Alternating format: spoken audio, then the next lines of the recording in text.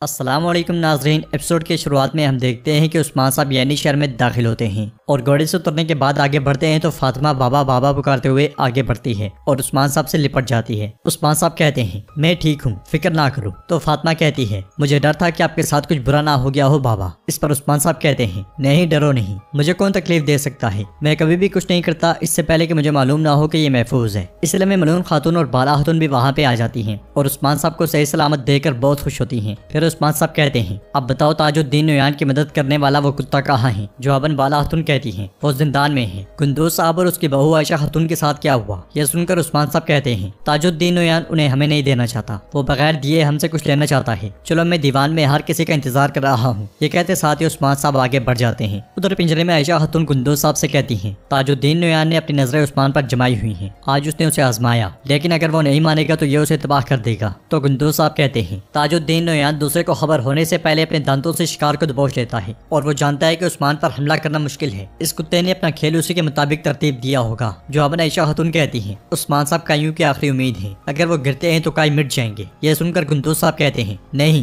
کائی ہمیشہ قائم رہیں گے، ہمیں کسی طرح یہاں سے نکلنا ہوگا، پھر ہم اس کتے کے سامنے شیروں کی طرح کھڑے ہوں گے۔ تو عائشہ خاتون کہتی ہیں ہم نے کتنی بار کوشش کی ہے بابا۔ جواباً گندوز صاحب کہتے ہیں میں خود کو اس قید سے آزاد کرنے سے باز نہیں آؤں گا، میں اپنے قبیلے کو اور اپنی بیٹی کو بچاؤں گا، میں یہاں بیٹھ کر اپنی جان ضائع نہیں کر سکتا، میں یا تو اس کتے کا سامنا کروں گا اور اسے مار ڈالوں گا یا شر سے مر جاؤں گا، لیکن اس طرح نہیں، بالکل نہیں۔ ادھر ہم دیکھتے ہیں کہ دیوان میں عثمان صاحب خواتین اور سپاہیوں سے کہتے ہیں اور جائتو خان جنگ کے لیے تیار ہو رہا ہے، وہ ہم سے سپاہی چاہتا ہے، لیکن اس کی اصل نیت ہماری طاقت کو کمزور کرنا ہے، وہ نہیں چاہتا کہ اس سے زیادہ کوئی مضبوط ہو۔ تو ملون خاتون کہتی ہیں ہمیں وہ جنگ میں لے جائے گا اور کمزور ترین لمحے میں بازنطینیوں کا چارہ بنا دے گا۔ جواباً عثمان صاحب کہتے ہیں بے شک اگر ہم جھک جائیں گے تو، مگر گندوز صاحب جھکے نہیں، اس لیے انہوں نے اس کے قبیلے پر حملہ کرنا شروع کر دیا۔ بالا خاتون پوچھتی ہیں آپ کے خیال میں ہمیں کس راستے پر چلنا چاہیے میرے حضور؟ تو عثمان صاحب آگے بڑھتے ہوئے کہتے ہیں تاج الدین نویان اپنی لوہے کی مٹھی کو مخمل کے دستانے کے پیچھے چھپا رہا ہے، میں نے وقت حاصل کرنے کے لیے اسے اپنی میز پر دعوت دی ہے۔ یہ سن کر الجم خاتون پوچھتی ہیں عثمان صاحب آپ کیوں وقت حاصل کرنے کی کوشش کر رہے ہیں؟ جواباً عثمان صاحب کہتے ہیں عظیم جنگ کے لیے جسے میں شروع کروں گا، اب تمام سردران اور قبائل کو خبر بھیجو، ہم ایک نئی جنگ کا آغاز کرنے جا رہے ہیں۔ یہ جنگ ترکوں کے مستقبل کے لیے بہت زیادہ اہم ہے، لیکن اس سے پہلے ہم گندوز صاحب اور عائشہ خاتون کو لینے تاج الدین نویان کی قرارگاہ جائیں گے۔ ان کا تعلق کائی قبیلے اور اما حیمہ کے نسب سے ہے، وہ ہمارا شرف اور ناموس ہیں، اگر ہم انہیں کسی کو چھیننے دیں گے تو دوسرے ہم پر کیسے اعتبار کریں گے؟ یہ سن کر الجم خاتون پوچھتی ہیں ہم میرے بابا اور بھابھی کو ان سے کیسے چھینیں گے؟ تو عثمان صاحب کہتے ہیں میں نے توران کو تاج الدین کی قرارگاہ میں ایک جاسوس کے طور پر چھوڑ دیا ہے۔ اس کے ساتھ ہی ہم اس منظر کو دیکھتے ہیں جب توران منگولوں میں موجود تھا۔ اس خیال کے بعد اورحان پوچھتا ہے میرے حضور کیا ہمارے جاسوس کا اندر ہونا کافی ہے؟ ہم حملہ کیسے کریں گے؟ تو عثمان صاحب کہتے ہیں وہ جگہ تاج الدین نویان کی اسیر قرارگاہ ہے، وہ یہ دکھانے وہاں پہ انہیں لایا کہ وہ زندہ ہیں، لیکن وہ انہیں اپنی اصلی قرارگاہ میں لے جائے گا۔ یہ سن کر الجم خاتون پوچھتی ہیں کیا ہم انہیں راستے میں بچانے جا رہے ہیں؟ تو عثمان صاحب کہتے ہیں تمہارے گھر والوں کو اس سے چھین لینے سے اس کی طاقت کم نہیں ہوگی،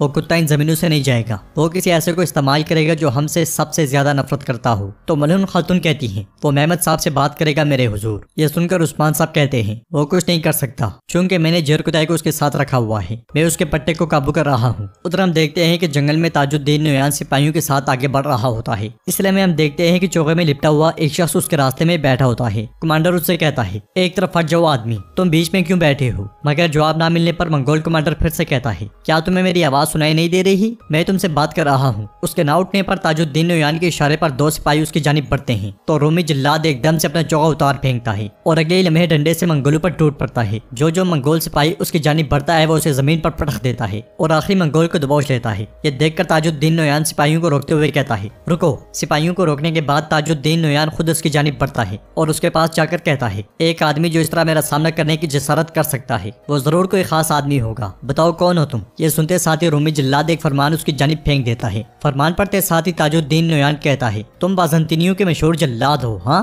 عمران تیگن، جیسا کہ اس نے مصیبت پیدا کرنے والوں کو معاف کر دیا، جس نے ٹیمپلرز کے ساتھ کام کیا اور تھریس پر حملہ کیا اور اندرونیکوس کو مایوس ہونا پڑا۔ تو عمران تیگن کہتا ہے گیغاتو نیمان اور گرکڑو خان کے بعد مجھے بھیجا گیا ہے کیونکہ ہم نہیں چاہتے تھے کہ تم عثمان کے سامنے بے سہارا ہو۔ جواباً نویان کہتا ہے ہمیں تمہاری مدد پر بھروسہ ہے، تمہارے شہنشاہ نے تم سے کیا وعدہ کیا تھا؟ تو عمران تیگن کہتا ہے میں عثمان کے سر کے بدلے سرحد میں قلعوں کا مالک ہوں گا۔ نویان کہتا ہے اگر مجھے عثمان کا سر نہیں چاہیے ہوا تو کیا ہوگا؟ یہ سن کر عمران تیگن حیرانگی سے پوچھتا ہے کیا تمہیں عثمان کا سر نہیں چاہیے؟ پھر بتاؤ کیا تم یہ چاہتے ہو کہ وہ تمہارا سر لے لے؟ اس پر نویان کہتا ہے میرا عثمان یا کائی والوں کو تباہ کرنے کا کوئی ارادہ نہیں ہے۔ یہ سن کر عمران تیگن پوچھتا ہے کیا تم ترکوں کو اپنی کمان میں لینے کا ارادہ کر رہے ہو؟ تم ہمیں نہیں جانتے تاج الدین نویان، یہ مت بھولنا، میں بھی ترک ہوں، ترک کبھی بھی تمہاری بات نہیں مانیں گے جیسے میں نے شہنشاہ کی بات نہیں مانی تھی۔ جواباً نویان کہتا ہے کیا تم جانتے ہو کہ بھیڑیوں کے جھنڈ کو کیسے قابو کیا جاتا ہے عمران تیگن؟ اگر تم ان بھیڑیوں کو پنجرے میں ڈالتے ہو تو یہ کبھی تمہاری بات نہیں مانیں گے، تمہیں انہیں ان کی اپنی رہائش گاہ میں قابو کرنے کا ہنر آنا چاہیے، ڈرائے بغیر، پریشان کیے بغیر، آہستہ آہستہ۔ تو عمران تیگن کہتا ہے کیا تم ان بھیڑیوں کو کتے بنا کر اپنے دشمن کے خلاف بھیجو گے؟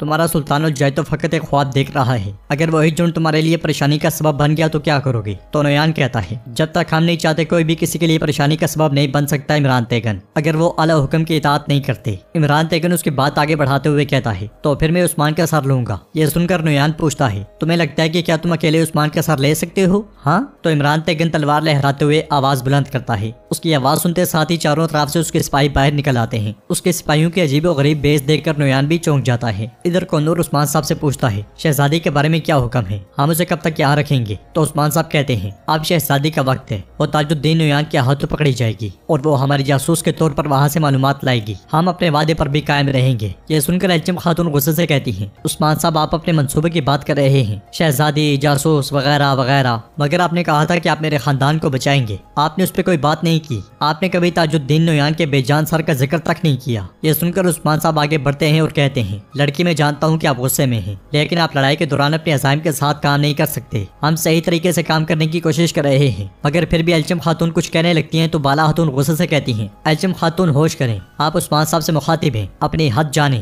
ہم آپ کی اور آپ کے خاندان کی زندگی کے لیے جدوجہد کر رہے ہیں۔ یہ سنتے ساتھ ہی الچم خاتون غصے میں چلی جاتی ہیں اور عثمان صاحب کے اشارے پر ملون خاتون ان کے پیچھے جاتی ہیں۔ پھر عثمان صاحب کہتے ہیں ہم نے وہ سب کچھ کیا جو ہم عقل سے کر سکتے تھے، باقی ہمت اور طاقت پر منحصر ہے، تمام صدران کو پیغام بھیجیں، میں متحرک ہونے کا اعلان کر رہا ہوں، ہم یا تو مٹ جائیں گے یا پھر اس مصیبت سے چھٹکارا پا لیں گے۔ ادھر ہم دیکھتے ہیں کہ الچم خاتون شدید غصے میں کمرے میں داخل ہوتی ہیں اور داخل ہوتے ساتھ ہی ٹوپی اتار پھینکتی ہیں، پھر کہتی ہیں تم خود اپنے زخموں کو سمیٹ لو، کوئی بھی تمہیں فائدہ نہیں دے سکتا۔ اس لیے میں ملون خاتون وہاں پہ آتی ہیں اور کہتی ہیں شکاری لباس کی وجہ سے مجھے احساس نہیں ہوا، لیکن آپ بہت خوبصورت ہیں ماشاءاللہ۔ تو الچم خاتون کہتی ہیں آپ کا شکریہ، لیکن انسان کی قسمت کا خوبصورت ہونا زیادہ ضروری ہے، یہ میری ماں کہتی تھی۔ ملون خاتون میں اپنے بابا اور قبیلے کو ابھی تک نہیں بچا سکی، میں کچھ نہیں کر سکتی، ظاہر ہے کہ عثمان صاحب کے اپنے بھی بہت سارے مسائل ہیں۔ تو ملون خاتون کہتی ہیں آپ عثمان صاحب کو نہیں جانتی پیاری، عثمان صاحب کبھی کسی کو مایوس نہیں ہونے دیتے، وہ آپ کے بابا اور بابی کو بچائیں گے، فکر نہ کریں۔ اس پر الچم خاتون کہتی ہیں مجھے نہیں معلوم کہ آپ مجھے سمجھ رہی ہیں یا نہیں، لیکن میں نے سیکھا ہے کہ مجھے اب کسی پر بھروسہ نہیں کرنا چاہیے، میرے پاس میرے بابا کے علاوہ کوئی نہیں ہے جس پر میں اعتماد کر سکتی ہوں۔